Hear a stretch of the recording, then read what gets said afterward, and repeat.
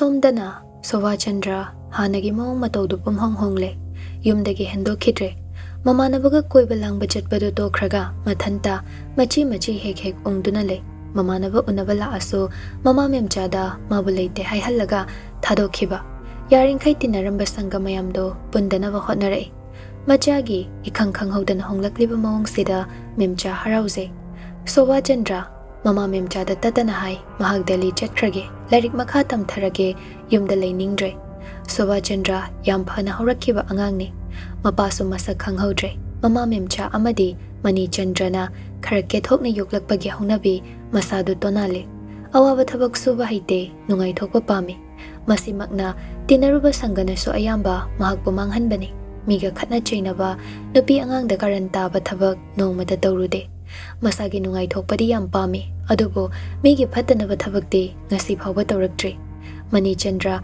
Somda Nongthang Luhongbagi Thabak Hotnaringay Sovachandra ki WakhaL Kaurure Mayamba Budi Yamna Kina Chatle Nongmata Mani Chandra na Hairakpa Nganglakpada Machina Hangatna Khumdribani Mani Chandra su Mabu Phahanningbani Phuba Chaiba Taurabasu Sauningbagi Pangangangasu Manaw Budi Aduki Matik Nungsijay Achumbagidamagti Sibakidaba Manawgidamak Mang Thaduna Thawai Phawba Thaba Ngamgadaba Misakni Mani Chandra Numidangi Matam Oshilakduna Sandhyagi Duk Thawmai Katpa Loiraduna Panthoi Makubok Bimolgi Hidaguli Pizaramlaga Chaksangda Chak Thongnaba Sem Sari Manakta Nungsitombi Phamduna Maroi Mapang Singdo Semjilai Nungsitombi Magi Hongnabi Tumin Leiba Haite Ngahaki WakhaLda Thorakpado Machinda Yepsilaga Nganghaudradi Hainajade Ensang Semna Wa Nganglei Inama Handakti Aise Figure Semgena Khanjarambani Buko Class 10 pass tawdrasu Songye Kyu Sarga album amta kumjagena khanbani ba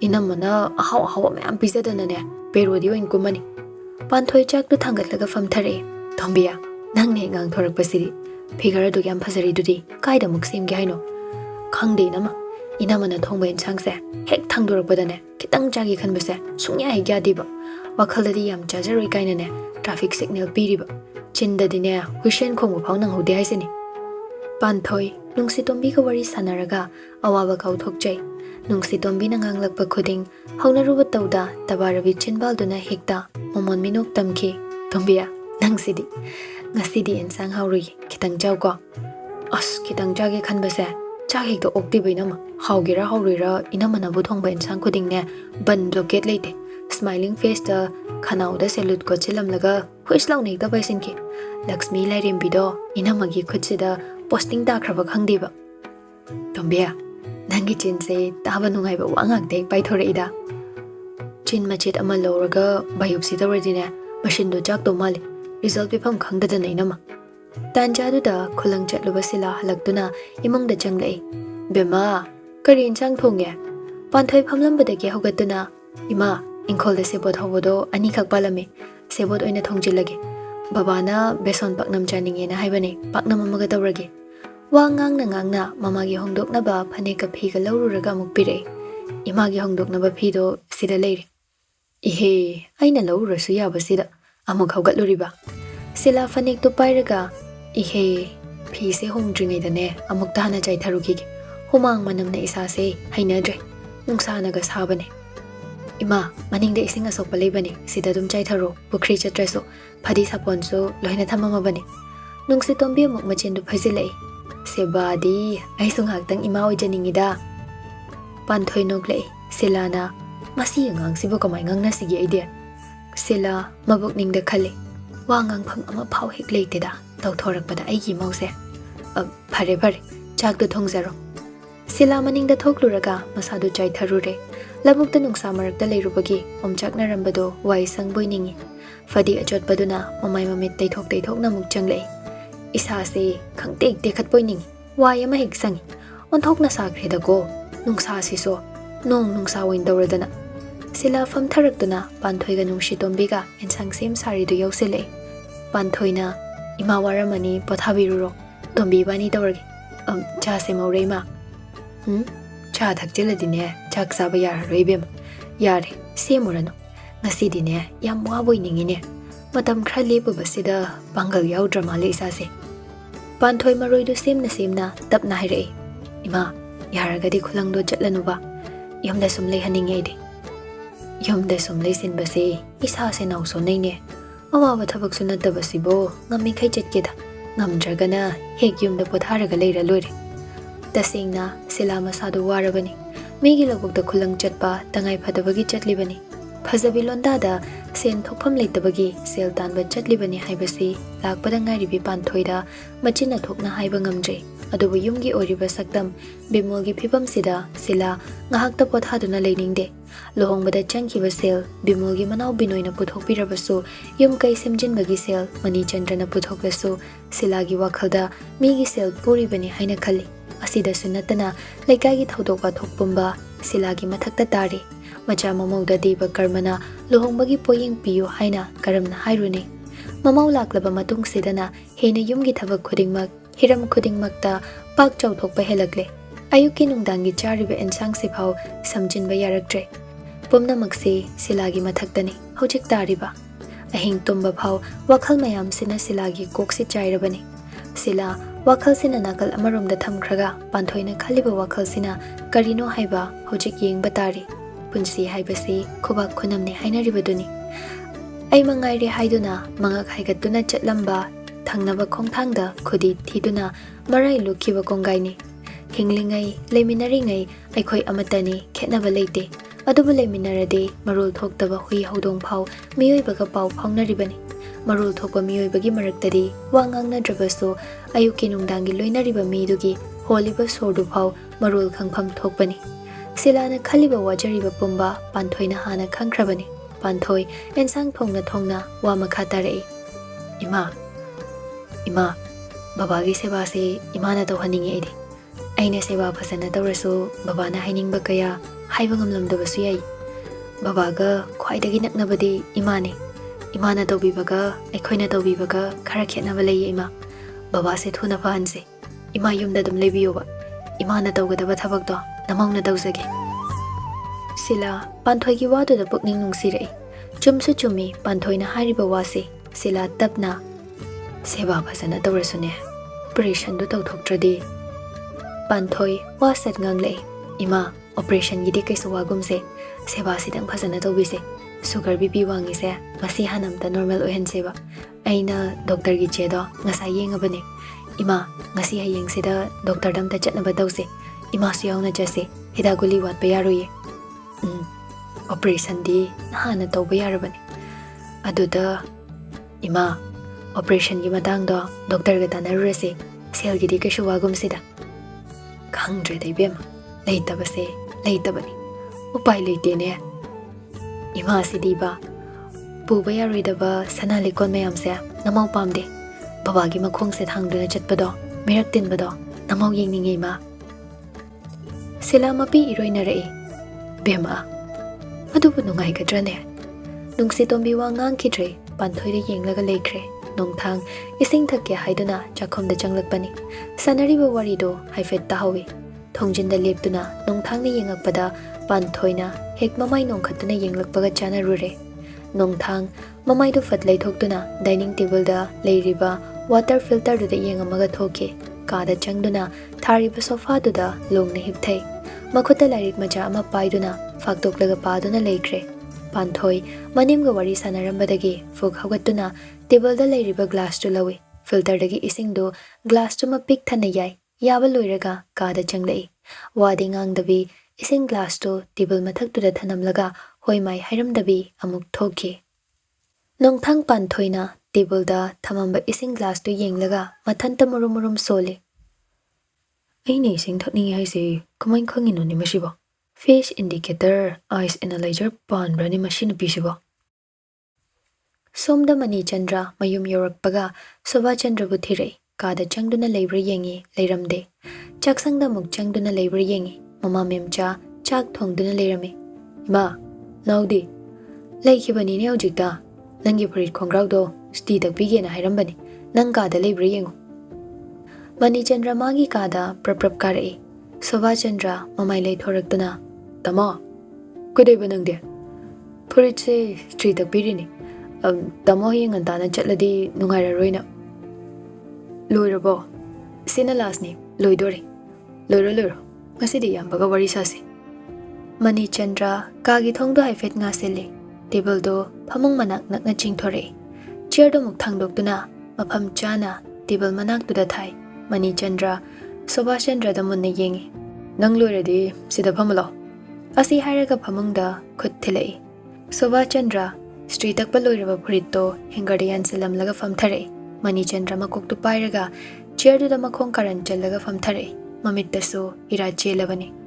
Makut khuningduna table da sauraga. Now. Soba Chandra tumina phami mayambana kari hairakadoino khalli. Tama. Nangi phone de. Soba Chandra swai lawi. Tama tahori. Kaida tahori no. Soba Chandra do humang kang khale. Tama mafam khangdi. Mani Chandra pocketagi phone do puthore aduga table mathaktuda thami. Wari liro. Nang shigira ai shiura apambam hairo. Soba Chandra mayambagi waduda masado pakhatle. Family ba mawong do phau phasana phamba ngamdre. Masado humang kangi kapning basu phaure. Mamai non tharaga laikre. Mani Chandra mapisu tap tarakle. Yamna tap na haire. Now, Turi gi sing di hangat na chinda bani ko. Nayambadi inawgi da magsiba sungamani. Ay nasiba do. Nang namit pena yengo. Karigino nang nasuk yamna padrese. Tama, ay yaudi. Nanaw pataba tabak di. Tamo shiba yari. Nanaw buthazabiyo. Soba Chandra fam tharakduna mayambagi makhong paiduna hik launa kappe. Kapna wari lirei. Loirakpada Soba Chandra na ngambana panthoibu yam nungsijabani. Mabu mangan ye khana phabadi nate. Pakhatpane hen man kiduna panthoibu hondoklambani. Panthoidi asiba ka pangkhakni. Hobadagi loiba phau yan mangduna dum laikhrabani. Panthoigi masa sokhide haibadugi damag aina nakhoi bungak pibadi ngamgani. Adubu thawai ani dugi damag nakhoi ani bu hatok pasungami. Jail da namshin basungami. Mani Chandra wahai khara do hairam laga hogatuna seti bu khongrau furito hongdokle. Washroom da prap changduna masado ngahak inghalle. Shower do on tawraga makok do ising amuk chodhalle. Shower dagi chai tharakba ising marik do da Mani Chandra tainafam khangda pena kapchaba natana upai leite. Mama memchana makhadagi chak loire haiduna kawrakpadu tabada Mani Chandra mapanda thorai. Mani Chandra na washroom dagi thorakla phauba Soba Chandra do ngasai phamkiba mafamdudagi machi lengamdre. Mani Chandra changsinduna Soba Chandra gi makhut paiduna chingkhatle. Aduga now hogololo chak chase.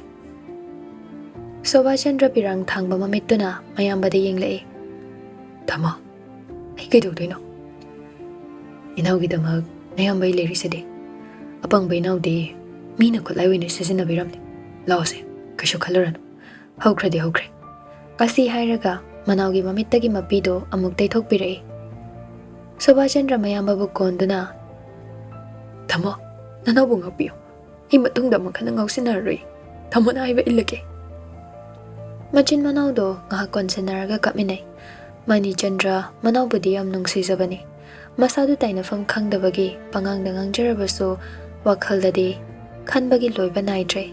Mani Chandra na manaw bu themduna harau makhada kumlaga mama macha makhoi ahom chak puna chaminarame. Asum na makhoi puna chak chaminadaba kuirabagi tungda chaminabani. Memchadi harau banungaibana macha anigi matauda mamittagi mapi takiba khanghaude. Chak toklaba matung magi kada changduna tumnakre. Adubu Mani Chandra di ahing chuppa tumthaba yadre. Khada muk on, wangda muk on, amuk chepi, amuk longi. Ahing chuppa WakhaL khanbada suktum tumdre. Haukiba buning singduna sauning bagi laman khumsira. Hojik oiriba punsi maril sida penthokpa tamhallasira. Hayingi damak, tungi damak khalaga tumina leirasira. Matang sida nongthang amuk kari hairakpa. WakhaL mayam sina Mani Chandra ahing duma suktum tumdana nongan kre. Ayukto flight matamdudagi pung ani ahum watlingaidagi Mani Chandra gari thodokduna mayumdagi thore. Soba Chandra na thinge haibaso Mani Chandra na nongthang thilalage haiduna mayadre. Somda panthoi ayuk anta hogatlaga imungi mau amagi tofam thokpa sitpa sengba taiba pumna magloire. Irujaba loiraga asingba fisol setuna korau mabu khurumje loiraga mayamgi thaknaba cha loli Bimol phamenda thariba faktuda phajana mon lauba phi ama thabiduna famhalle mamaugi sebada Bimol maithong makalame nongma gi masado heina phagatlaboi ningi mayam harau ayuki cha thakpa loirakpada ngaire Mani Chandra gari thausilakduna samangda khame nongthangna manmanro aeroplane driver phau hogalam kiroi chalo sairo Mani Chandra gari dagi kumtharakduna nganda chatlaga sit kalugen dawbani Nungsi tombina tamania aeroplane do reserve lauraga ekhoi so freedom ta paihan baya bani ko reserve am talogen dawbani aeroplane ko nadi shamu makhong de aeroplane ta pham macha sima kan doina tongasi tombi panthoi nok mi hawalakduna damania phamo chairage thaglakpada ngari da panthoi hayurano bazar da podam leigadaba leiba adugi kharanga na chattaba yadre khondo mukhra dabna mim ta waijaba dar sawya deko Panthoi nok vetamak tawi wama khatarakte Mani Chandra tonglakliba khongup lauthoklaga Bimolgi manak changduna makhong sokna khurumi baba nacham chaluki Bimol Mani Chandra gi makok paiduna nanthabire chalo soida ngamdaba oyu koi jasidi Mani Chandra hawatlaga sila imungdagi thorakpaga mapat chane sila bo mama sakna mo khurumje sila macha sakna Mani Chandra bo bor pire ichadine aphabata oy chalo Mani Chandra khongup tongsim ya haiduna mamai non tharakpani nungsi tombina wrong turn da amok engonda khurum salagani ko Mani Chandra nokfet tawraga khongup tu tongsile mathang thorakpada khurumage khar chamnaba complain do tham hojik tipik maliba Mani Chandra mayamda chatlage hairamaga gari ka khatle panthoi da mogon chilaga panthoi amok chaluki ge ko hoida mani nungsi tombida mogon chilaga gari thauba horakpada laure Pictubi, I chalego.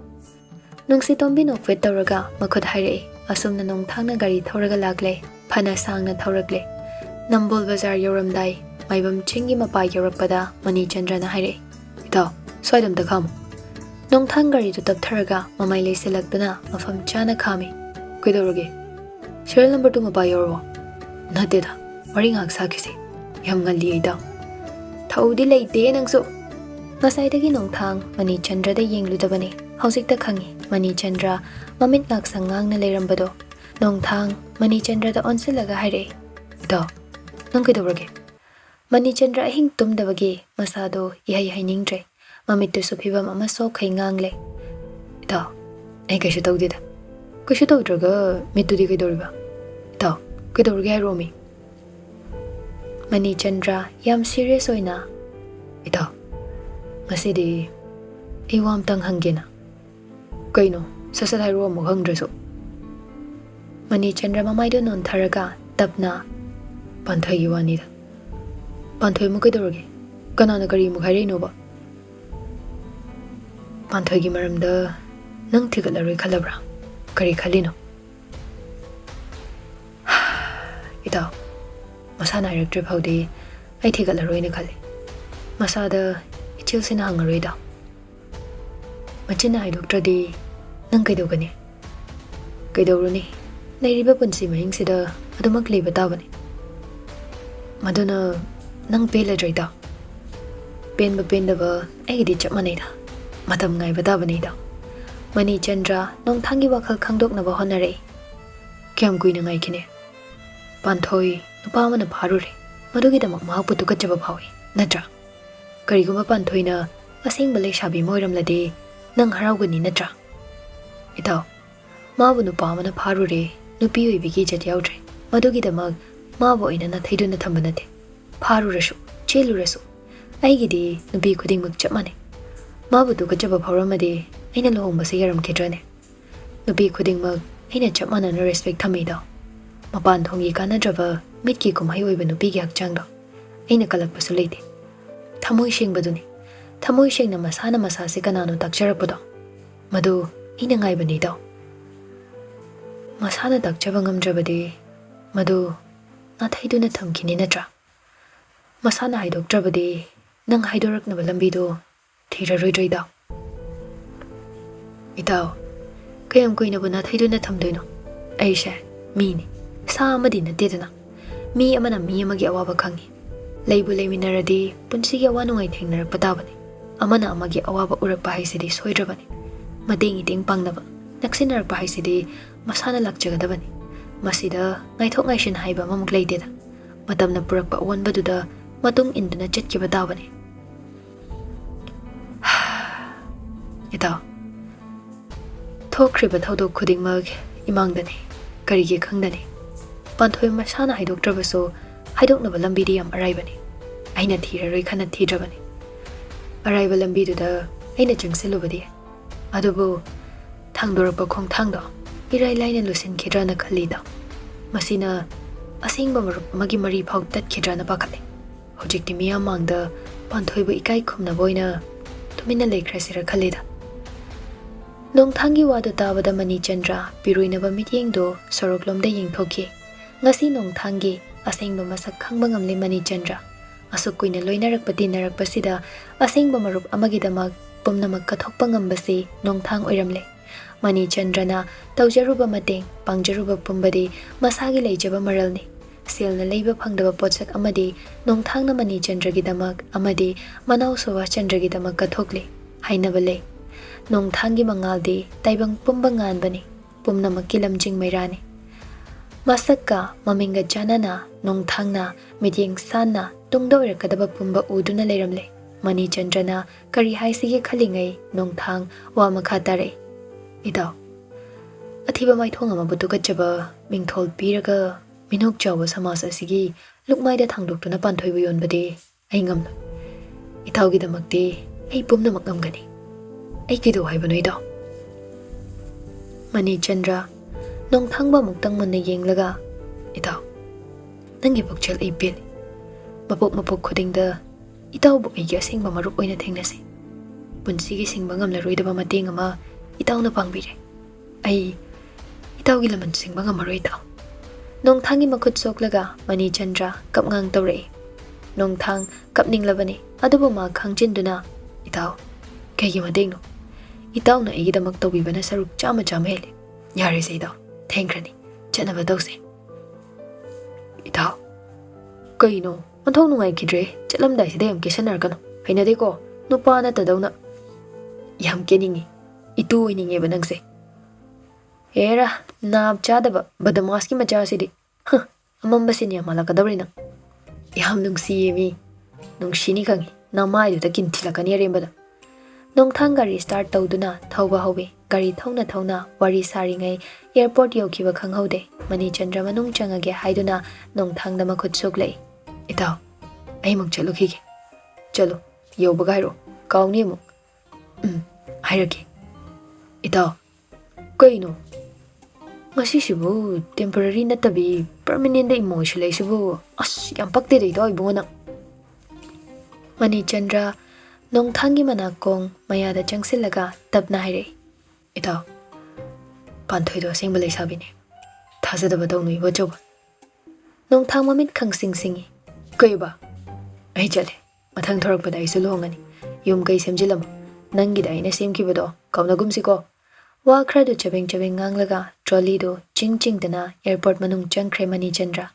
Mani Chandra changkhraba matung nongthang mathanta aina chingnariba si chumlibra karigumba chumnamba thoklaba Mani Chandra na kari khaliba masida aina kari mukhairuni panthoigi maramda aduk thajana hairamliba washinadi Mani Chandra thodoksighi aurkham khangle haibani natra.